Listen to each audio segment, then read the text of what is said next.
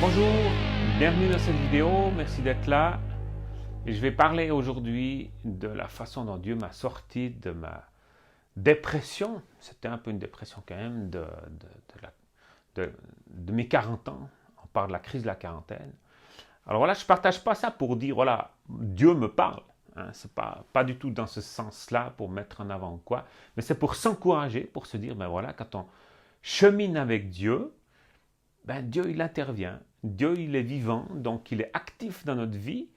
Il veut nous accompagner, puis il veut poser la vie, parce qu'il est la vie, donc il veut poser la vie dans notre vie pour que nous puissions grandir, cheminer.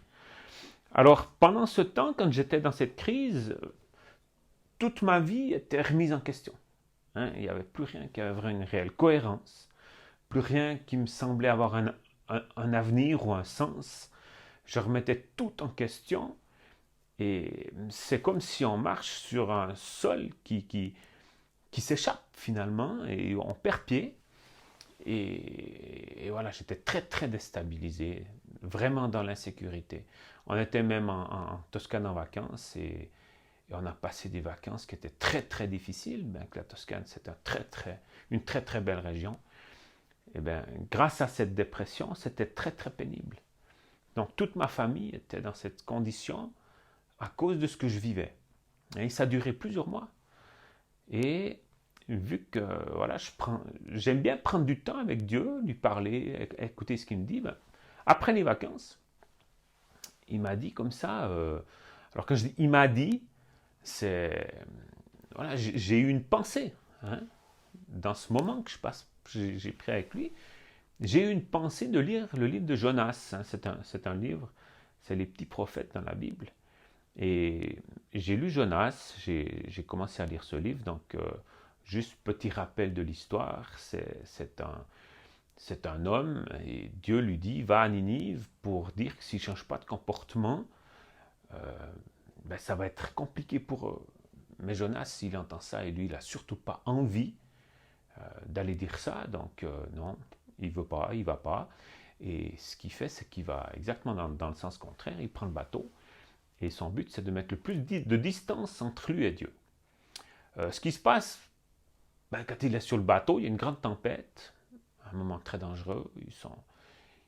Voilà, ils manquent de chavirer, et il y a la panique qui commence à s'installer à bord. Alors le capitaine du bateau, il commence à dire, mais il faut qu'on trouve le responsable, parce qu'il y a quelqu'un qui n'est pas en ordre avec Dieu, qui a fait quelque chose qui nous met dans cette situation dangereuse. Donc il tire au sort, et le sort tombe sur Jonas. Donc ils vont le voir, il dit, mais voilà, qu'est-ce que tu as fait? Qu'est-ce qui se passe avec toi pour qu'on soit dans cette condition? Et Jonas il dit, oui, oui, c'est à cause de moi, vous avez raison, c'est de ma faute. Et Jonas dit ceci. Jonas dit, quand il lui demande, mais qu'est-ce que tu as fait? Hein, il leur répond, je suis hébreu et je crains l'Éternel, le Dieu du ciel, qui a fait la mer et la terre. Voilà, ça c'est la réponse de Jonas. Alors, en connaissance de cause, Jonas, il savait très bien que s'il était découvert, ça allait être très difficile pour lui. Et effectivement, il était passé par-dessus bord. Et après, l'histoire dit qu'il a été pris dans la gueule d'un poisson pendant 3 jours, qu'il a ensuite vomi sur la rive, et finalement, Jonas a pu accomplir sa destinée.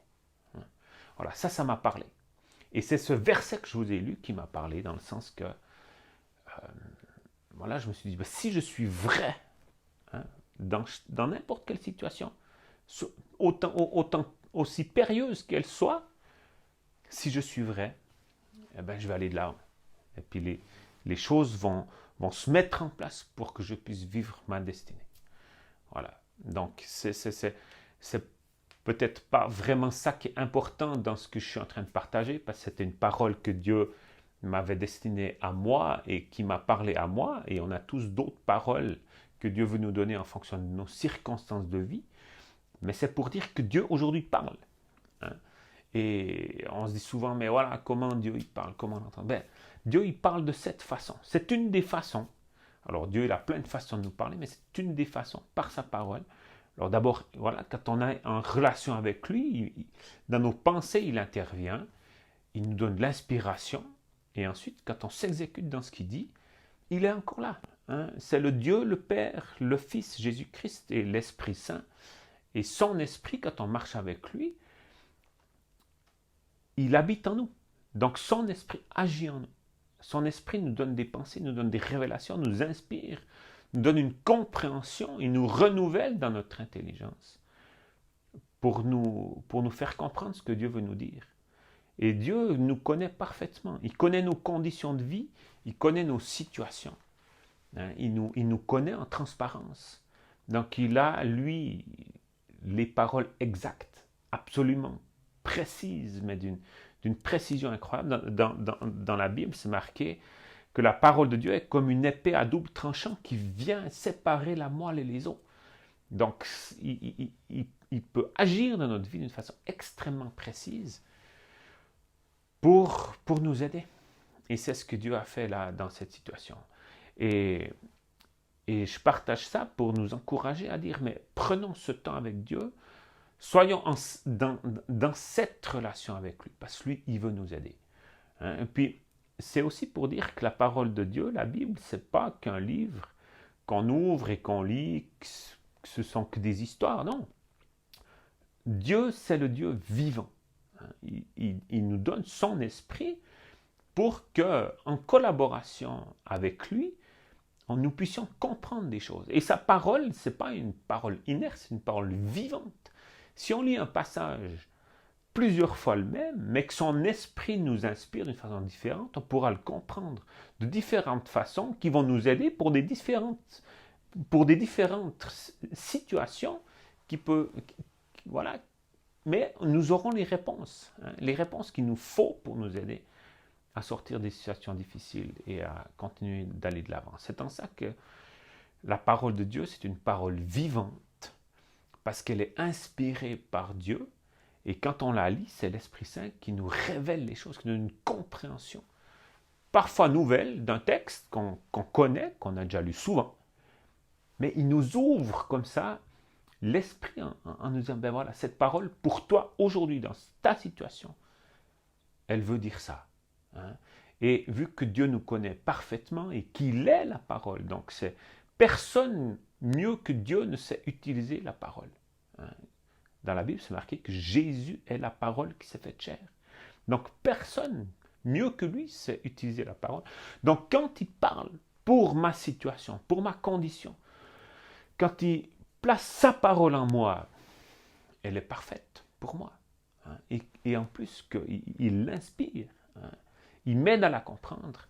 Donc c'est une parole parfaite. C'est une parole de guérison, vraiment de délivrance. Hein?